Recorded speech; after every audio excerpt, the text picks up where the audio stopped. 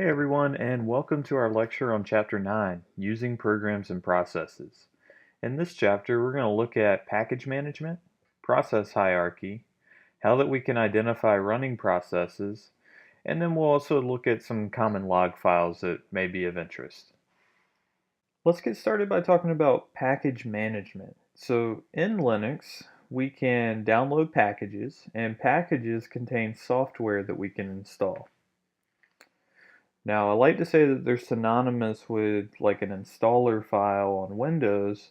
However, they do differ a little bit in that packages rely on other programs to perform the installation. So packages really just contain the data that's needed to run a program, the executables and things like that, but they don't actually install the stuff for you. So we rely on another program for that. We'll talk about those here in a minute. Packages also contain metadata. So a package itself is just a single file, and some of the metadata that we would see in there are dependency information. So if this package relies on another package in order to work, and that's fairly typical if we are installing a program, something like Firefox, it may rely on some libraries that also need to be installed, and those would come in the form of a package as well. Some other metadata would be version information, the PC architect information, and then there's two types of packages. So there's binary packages, and that's the compiled version of the software. So binaries are typically what we run. Those are executables and other compiled components of the software. And then there's source packages that give you the source code for the program. All right, so a package manager will maintain a package database, and a package database consists of all of the installed packages on our system. So it's going to have the package names, it's going to have, the version numbers of the packages that are installed, as well as it's going to keep track of the locations of all of the files that were installed by the package. So this makes it easy for it to determine if we need to perform an upgrade based on the version numbers, or if we're going to remove a package, where are all those files at? Well, we're keeping track of that, so we can easily go and remove that later on. Now, there's two common package systems in the Linux world, and there are a few other ones, but the two biggest players are the Red Hat Package Manager, so RPM, and that's used by Red Hat-based distributions such as Fedora, uh, obviously Red Hat, CentOS, Scientific Linux. And then there's the Debian Package Manager tools, which is a D package. So those are used by Debian-based operating systems such as Debian, Ubuntu, Linux Mint, and so on. So these package management systems, they use something known as a repository. And a repository is just something that resides on a network, so on the internet. And it's just a listing of all of the software packages that are available and where we can download them, and some more of that metadata.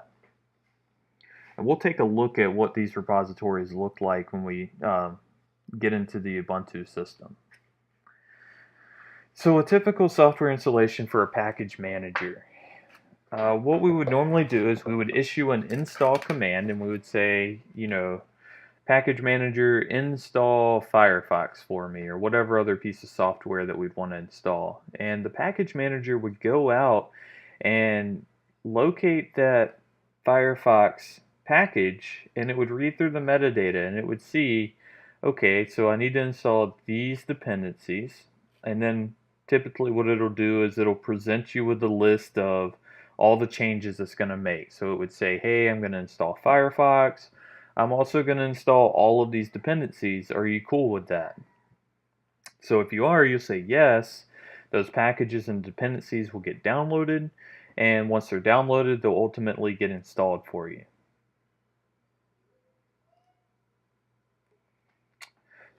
So package managers, there's a few ways that we can access and use them in the Linux-based operating systems. There's GUI software, and that's typically included with all the major distributions nowadays. There'll be some form of a GUI software. It may even pop up every now and again and say, hey, I've got some updates. Do you want me to go ahead and install them?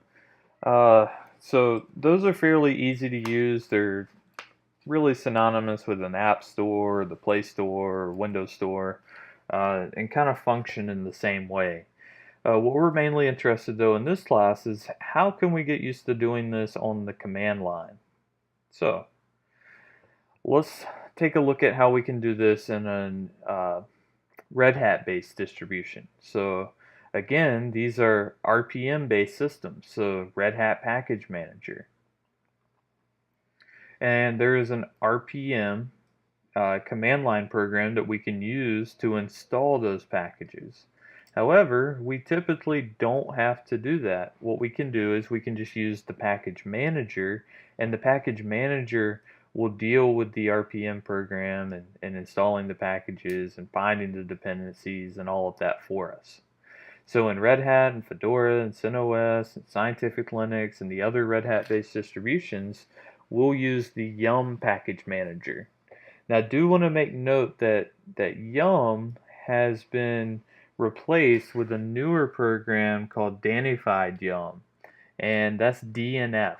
So it's the DNF command that will run, and we'll look at that here in Fedora, but I just want to make you aware that Yum's basically been deprecated, and DNF is the new command. For now though, the Yum command does still work in the latest version of Fedora. Now just to point out, there's other text mode programs for other distributions, like SUSE uses Zypper, Mandriva uses URPMI. So depending on your distribution, it should be fairly easy to locate what is the package manager program and how do we use it. And usually their documentation points to that fairly easily. So let's look at some RPM examples, and to do that, let's actually jump over into Fedora.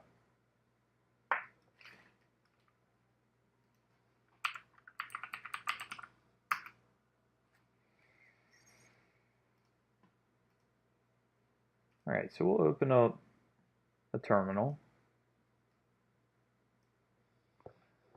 and let's actually make the font just a little bit bigger in this one.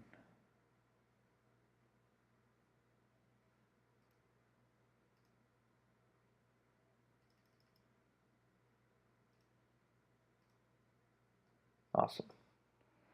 Okay, so like I said, Yum is the command, and Yum is the command that we'll see referenced in the book, but just realize that DNF is essentially the replacement, and the command line arguments are the same. So if you're familiar with Yum, you're familiar with DNF. Once we have a package that we want to install, we just say DNF install followed by the package name. Now, if you try to run this as your current user, you'll see that it has to be run under the root user. So we have two options here. We could log in as root, or we could use the sudo access that we have as an administrator on the computer. So hopefully when you set up your installation for Fedora, you check the box to make yourself an administrator, and if you did, this sudo command would work. And basically the way sudo works is anytime we want to run something as root, we just preface that command with sudo. So sudo dnf install Firefox. And then it's going to ask us, well, what's the password for your account? Because it wants to make sure that someone else hasn't just sat down at your computer and started trying to install software. So we'll enter our password.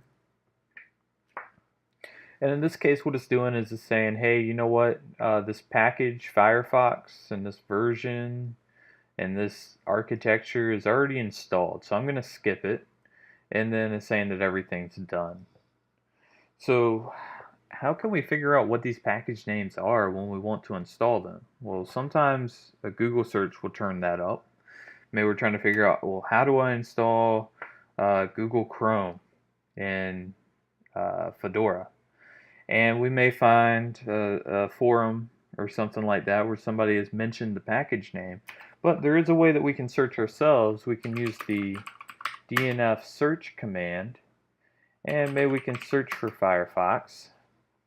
And this is going to return all of the different packages that contain the word Firefox. So here is Firefox, the Mozilla Firefox web browser. That's the one that we already have installed, which is right here. Then there's the GNU version of Firefox, so we could install that if we wanted to. It's called IceCat. And there's a few other packages down here that have Firefox in the description. So that's pretty much how we would locate a package name if we wanted to install it. And if we wanted to install this, we could simply just take the package name here. We don't have to bring the architecture if we don't want to. We can just say IceCat. We can say DNF install IceCat. Oops. Sudo DNF install IceCat. And here it is walking through that process that we discussed. So it went out, it resolved all the dependencies. It's saying, hey, I'm going to install IceCat, this architecture, this version from this repo, and that's how big it is, 88 megabytes. And I'm also going to upgrade all of these other packages and install this dependency that's not already here. So these guys are dependencies too, they just happen to already be on the system.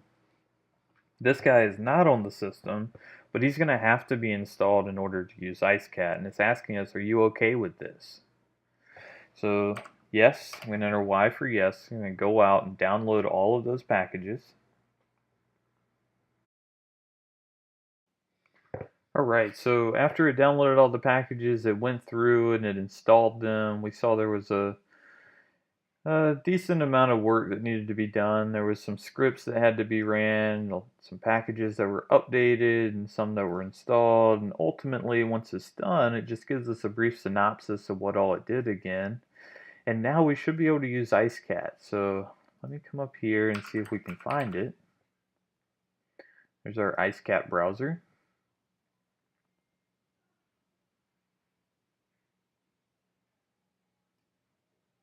Awesome. So we have GNU IceCat installed. So this is GNU's version of Firefox, and we can use this as a browser now.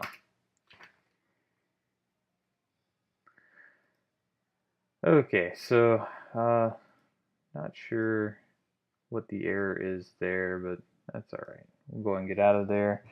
Maybe after we install a package, we determine that we don't want that package anymore. So what we can do is a DNF remove followed by the package name.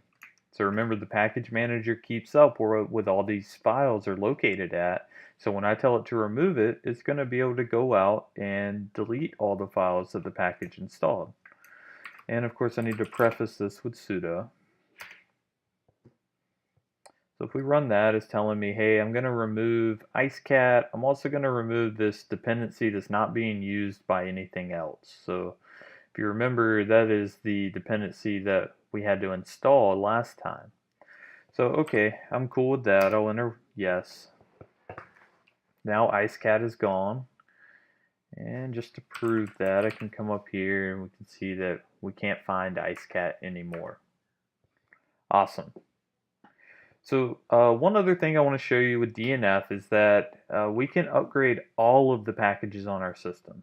And this is something we want to do fairly frequently, maybe once a week, twice a week.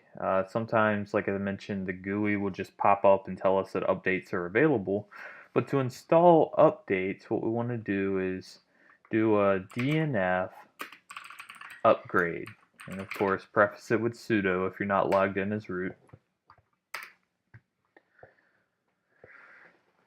So this will typically go out and download the new repo data. It didn't for mine because it's done that recently. That's what this message, that is what, almost there. This message means, so the metadata expiration check. So no reason to install or download any new package data. And then it's saying, I'm going to upgrade all of these packages. So all of these packages have had an update since the last time I ran update or installed the distribution. And it's going to ask me, am I okay with that? And of course, normally you would just hit yes and it would go out and install it, but to save time, I'm going to enter no. Okay. The last thing that I want to show you is how we manually install packages. So DNF, Yum, those are package managers and they're doing a lot of things for us. Let's open up Firefox here.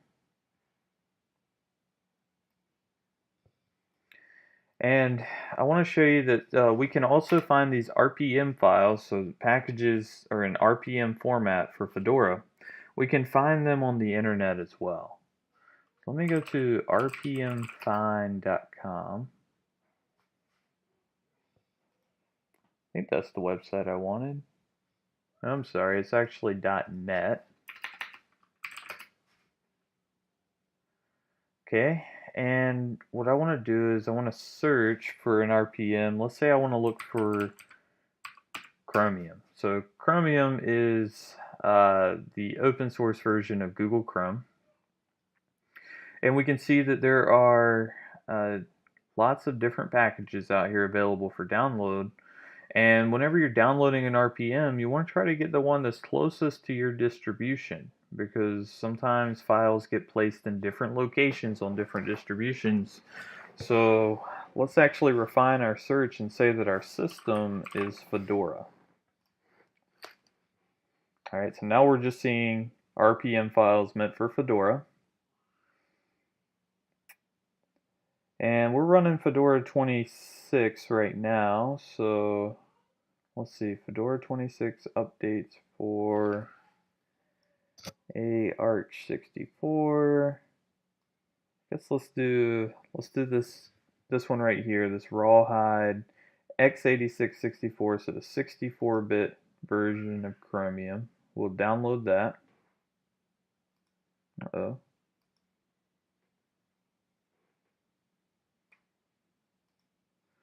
Okay, maybe not. Let's see if I copied the link here.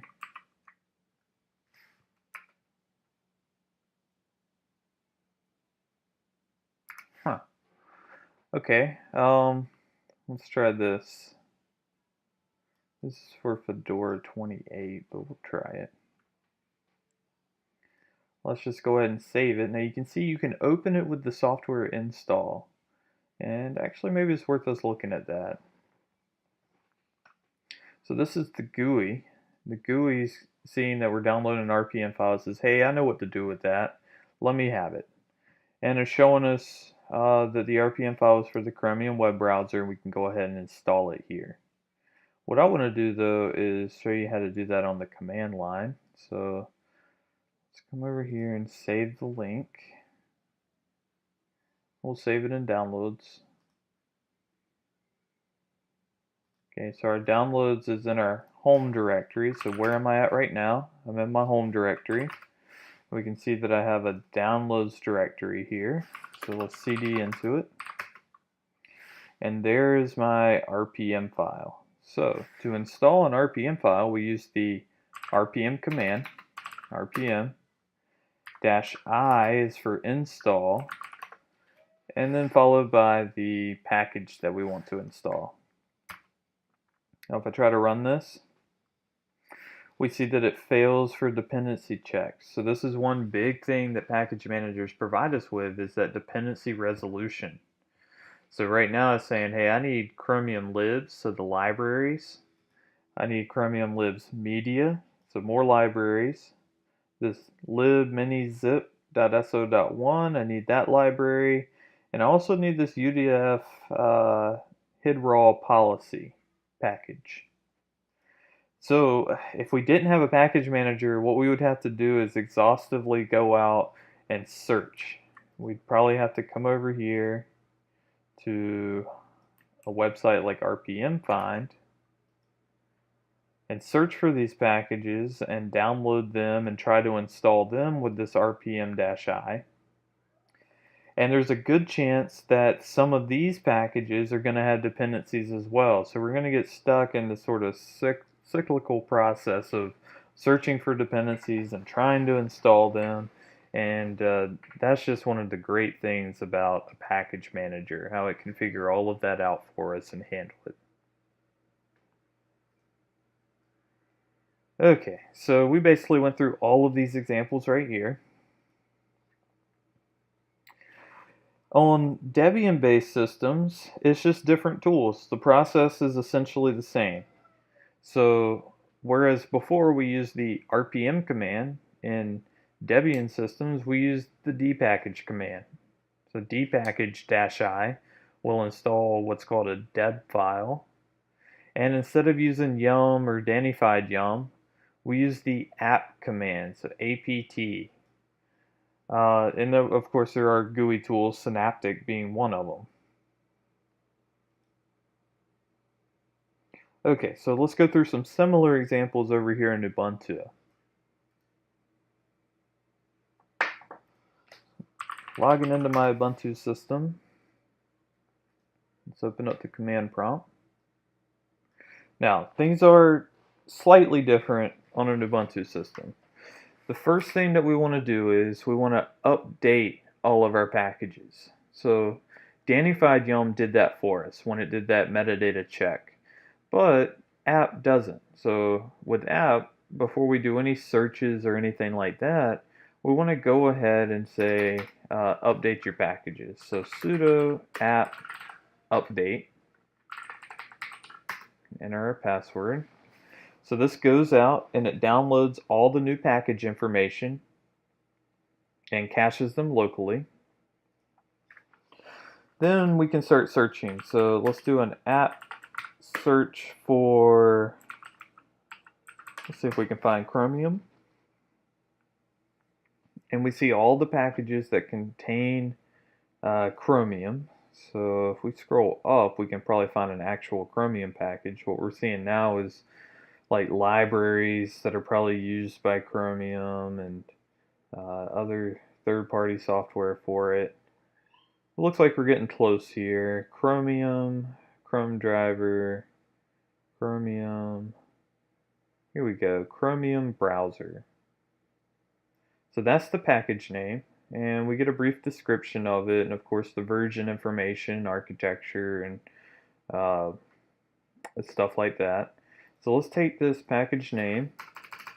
Let's come down here and let's say apt install Chromium browser. Now, just like before, we're going to have to preface this with sudo. Okay, so it's asking me, basically telling me the same thing. It's saying the following packages were automatically installed and no longer required. So it's going to get rid of those, or suggesting that we get rid of those. The following additional packages will be installed. Chrome browser -1110n. It's got some suggested packages, and then it's letting me know the only two that it's going to actually install are these two. So the extra dependency that it needed, and then the one that we told it to install. It's telling us it's going to be just about 67 megabytes. And afterwards, once it's installed, it'll be 283. Would you like to continue? Yes. Awesome. So it essentially went through the same processes that we did with DNF, in that it downloaded the dependencies in the package, and once it downloaded it, installed it, and it had some triggers that it needed to process here so that we could search for it. And if we search for it, we should see Chromium now. There's my Chromium web browser. And I can open that up and start using it. Awesome. Let's see if I have better luck here. Great. So we got to google.com. Alright, and just like before, let me show you how you can remove a package. So sudo, we need to be root to do this, apt remove, followed by the package name, so Chromium in this case. Oh, I'm sorry, it's Chromium browser. about to say, I know it's there. Alright, so it's telling me it's going to remove those two packages. Do I want to continue? Yes. Awesome, so now Chromium's uninstalled. Now if you want to update all of the packages on the system, it's very similar to how we did it with Danified Yum. It's just sudo apt upgrade. So don't get that confused with update. Update is going to get our new repo information. Upgrade is going to go out and it's going to see that all of these packages can be upgraded. Would you like to continue? Alright, and just to save time, I'm going to say no for now. Alright, the last thing I want to do is show you how to install a deb package on your own. So a deb package is what one of these individual packages looks like. And in fact, let's take a quick second and just investigate what a repository looks like. If we go to the Etsy folder contains configuration files. And in here is an app directory. So that has configuration files for the app command. And one of the files is sources.list. And then there's a sources.list.d, which is a directory that contains other sources. But for now, let's just take a look at this file. So let's cat it out. And we can see it's not that hard to read through. Deb, so this is where we can get some packages from this URL, and here's our distribution, and we want to get it from the multiverse. So let's actually just visit this link and take a look at what it looks like.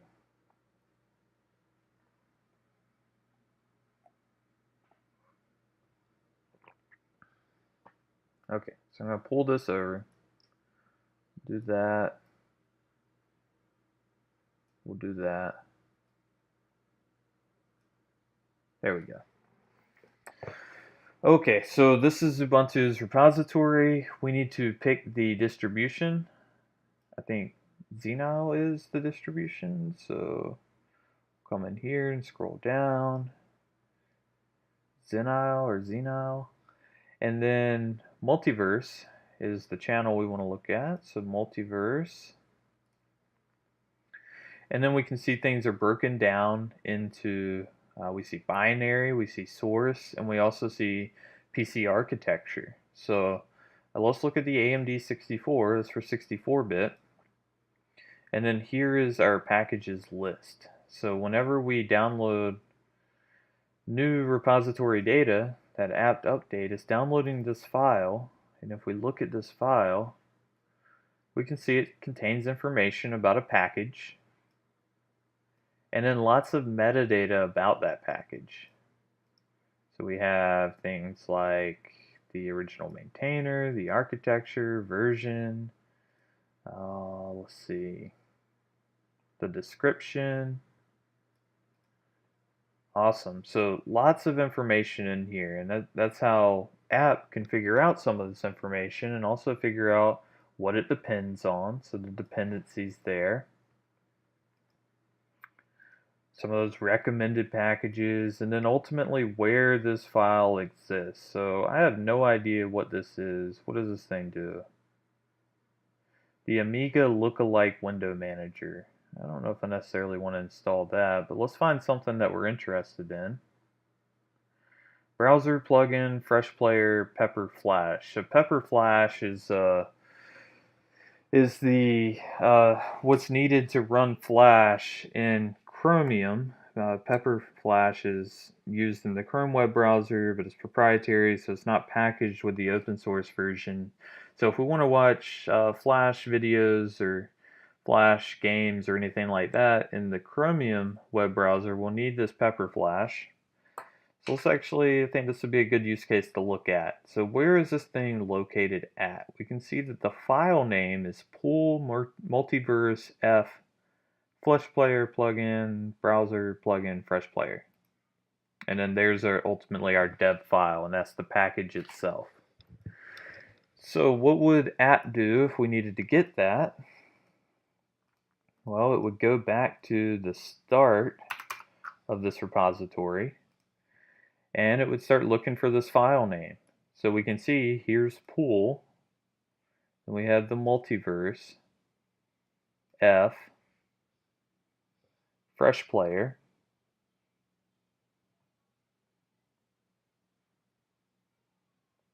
fresh player plugin, okay. And then browser plugin, fresh player, dash, browser plugin, fresh player, dash, pepper flash, followed by some version information, amd64.deb. So it looks like that's what it would download. And just like before, we could open it with a GUI and install it, but I'll let you try that out on your own time if you're interested. We're just going to save the file, and that should have saved it in our downloads. So now we're done looking at the repo, done looking at the packages. Let's get back to our home directory here, and then cd into downloads.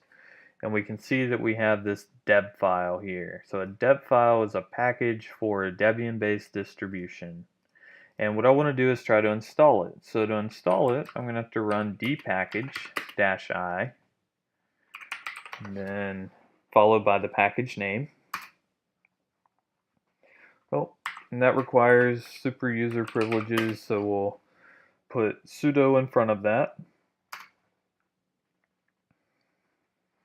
And we see we get an error processing dependencies. So the package, looks like libva x11-1 is not installed. And again, we see the pain of having to install packages ourselves, is that we don't get that automatic dependency resolution that we would get if we were using the package manager, like app. All right, so definitely possible to install by hand, a little bit more of a pain though.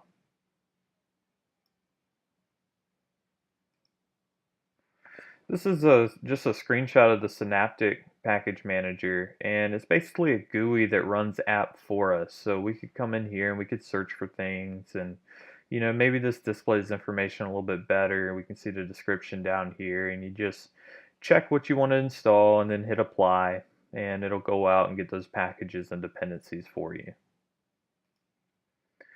Okay, let's shift gears for a moment here and look at process hierarchy. So processes are running programs on our operating system, and they have a hierarchy. Every process has a parent, and then parents can have children processes. So the ultimate parent process is this init. So init is sort of the first process that runs on the Linux system. It's usually PID1, so process ID 1, and then it launches all of the other processes.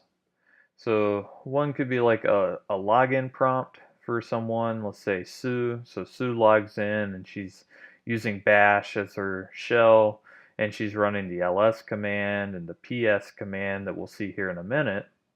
And then someone else like Bob could log in and he could be running a bash shell, and he might be running the cp command or the vi command, which we'll learn about very soon in an upcoming lecture. Okay, so this is just sort of the hierarchy. Notice that each process here has a parent with the exception of the init process.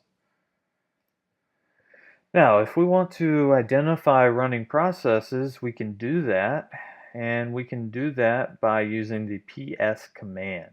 So the ps command has a lot of different arguments that we can pass it. Let's get over here, and we'll do this in Ubuntu. If we run ps, it just shows us the commands or the processes that we are currently running. So bash and ps, that's it.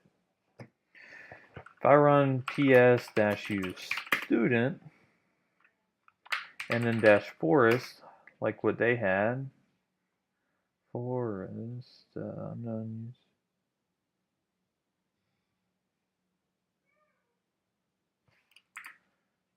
Let's see. -forest, I'm sorry. What we see is a listing of all of the processes that are running by the student user, And it also shows us like this upstart and what is a parent or what is a child process of it, and then like what is a child process of those processes, and so on.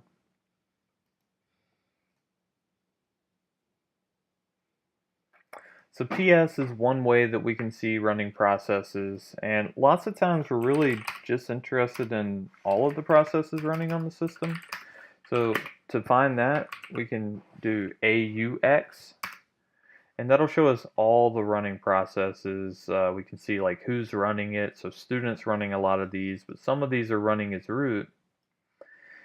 And we can see the process ID and some of this other information. There should be a, yeah. So CPU usage, memory usage, what TTY is it on, or is it not, right? If there's a question mark, it's maybe not running on a TTY. What time was it started, and the command that it's actually running. So remember I had mentioned there's the init process, typically PID1. So we can see that here. Another way that we can run process or identify running processes that's maybe a little bit more easy to read would be the top command. So top to me has always been synonymous with the task manager in Windows, and there's a few keys that we can use here. We can look at the stuff that's running, and we can see the PID, and if we enter K, then it's gonna allow us to enter a PID to kill. I don't know if there's anything that I necessarily want to kill right now, so I'm not going to.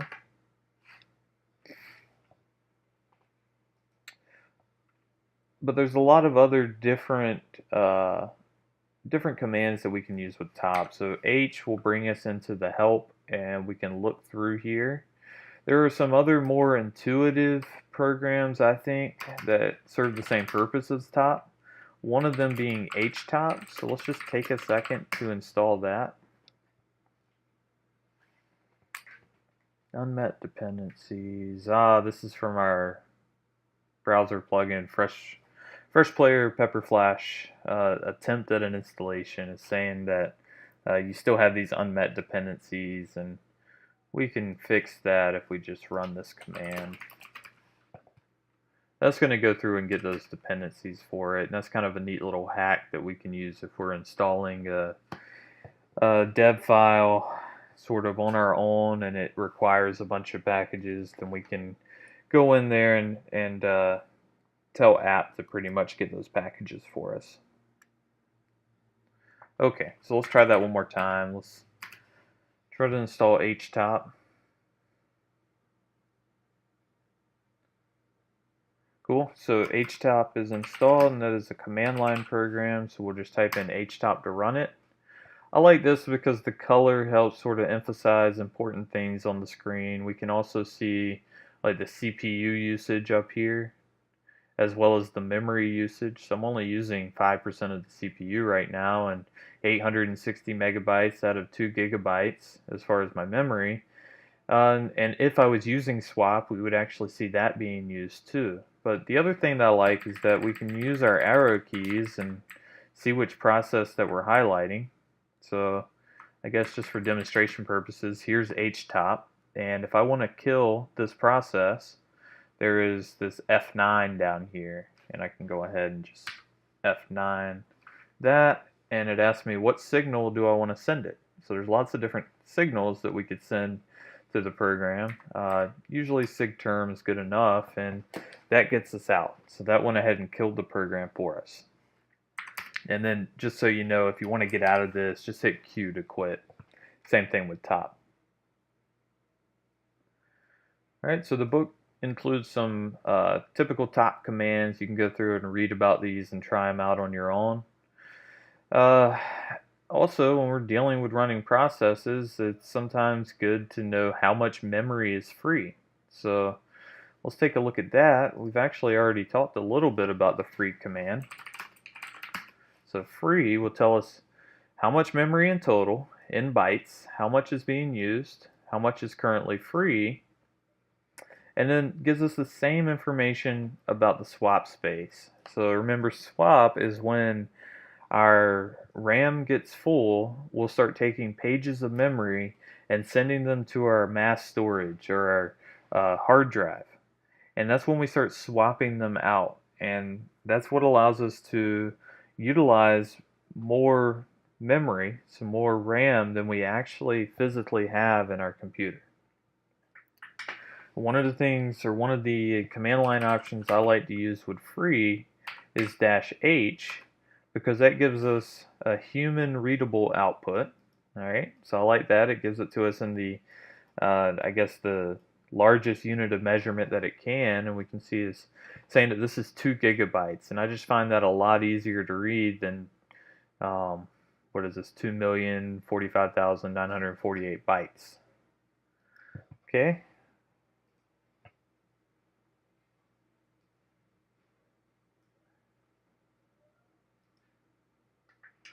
Alright, so lastly what we want to do is look at log files in this chapter. So most of our log files exist in the var log subdirectory. Let's just jump back into Ubuntu and look at that.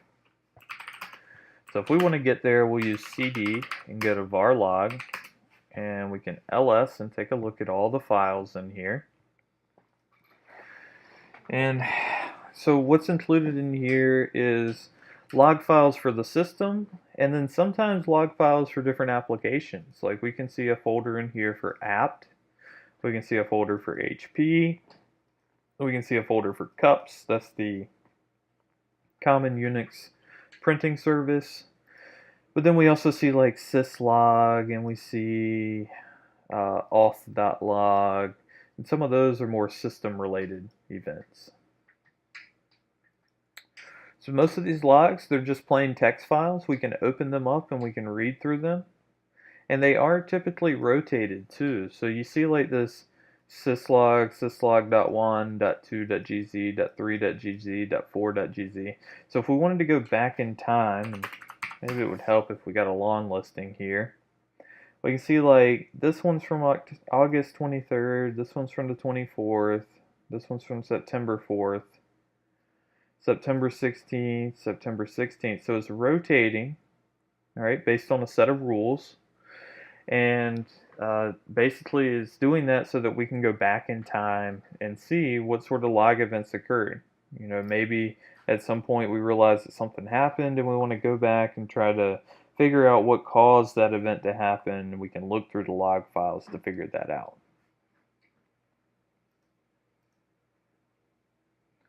Okay, so let's look through some common files in here. I guess one of the most important files, I think, is just a general purpose log file, and that's either going to be called syslog or messages. So let's look at that. If we cat out syslog,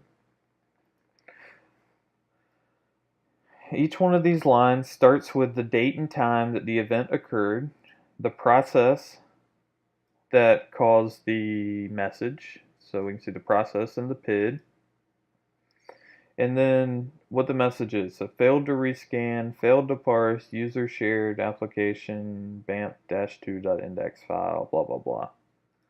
Alright, we can scroll up and we can see all sorts of events that are happening here and what programs that they're happening with. So we call this a general purpose log because it contains a collection of a lot of different programs that are logging things. It's sort of a catch-all place for logs to go. So we can get out of that. And let's look at one other one. Let's look at this auth.log. So if we cat this one out, these are all of our login events and sudo usages. So when somebody is issuing a sudo command, like we did earlier, we did this apt-get install htop. When I did that, I was the user student. I was on this TTY. This was my working directory, and I wanted to run that as root, and here was the command. So anytime you use sudo, a message is going to get logged into this particular log file, auth.log. And that's something that the administrator can go back and review.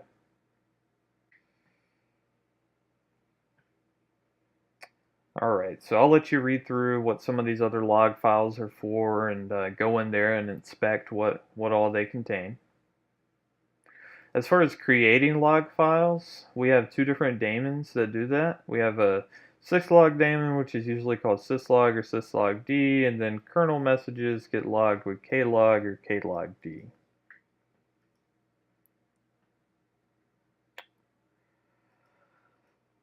Alright, so if we want to produce more verbose log file entries, lots of times there will be a configuration file in the etc directory that we could go in and we could configure that to where it's more verbose with this logging.